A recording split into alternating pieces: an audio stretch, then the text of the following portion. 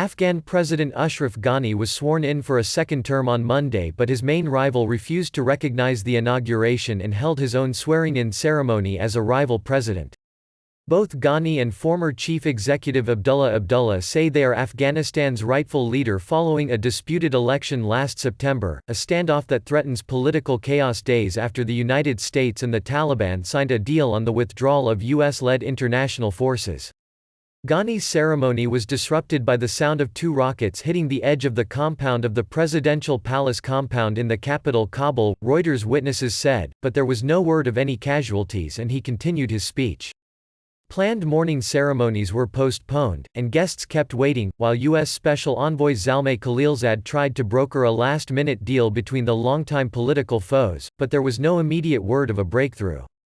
Television footage showed Ghani taking an oath at the presidential palace in a ceremony attended by foreign diplomats including Khalilzad and NATO Forces Commander Scott Miller. Ghani said in a speech that the government he was forming would not include only members of his political camp, though he would continue with the previous cabinet for 2 weeks. Then we will form an inclusive government after consultation, he said.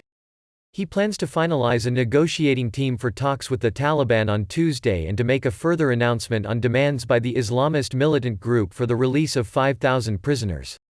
The Taliban, which ruled Afghanistan from 1996 to 2001 and has been waging an insurgency since shortly after its fall from power, has made their release a condition for talks, but Ghani said last week he had rejected the demand. Diplomats are now waiting to see whether Abdullah appoints rival ministers and governors, and whether they take up office by force, said two diplomatic sources who declined to be named. Ghani and Abdullah have been holding talks with U.S. Special Envoy Zalmay Khalilzad as he tries to secure a deal between the two camps, an official for Ghani said earlier on Monday. We have been in serious negotiations with the Abdullah team since last night, and it is still underway, the official said, requesting anonymity because he was not authorized to speak to media. Details of the talks were not made available. The Election Commission last month announced that Ghani had retained power by winning the September 28 election.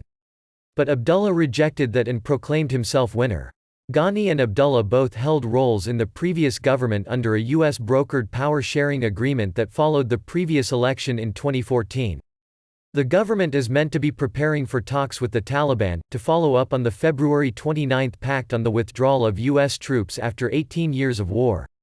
Abdullah had offered to postpone his ceremony if Ghani did the same, Abdullah's spokesman, Omid Maisam, said.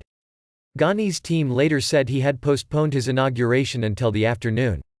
4 diplomatic sources said the negotiations led by Khalilzad were not going well and the chance of reaching a solution was fading. The U.S. Embassy declined comment on the negotiations.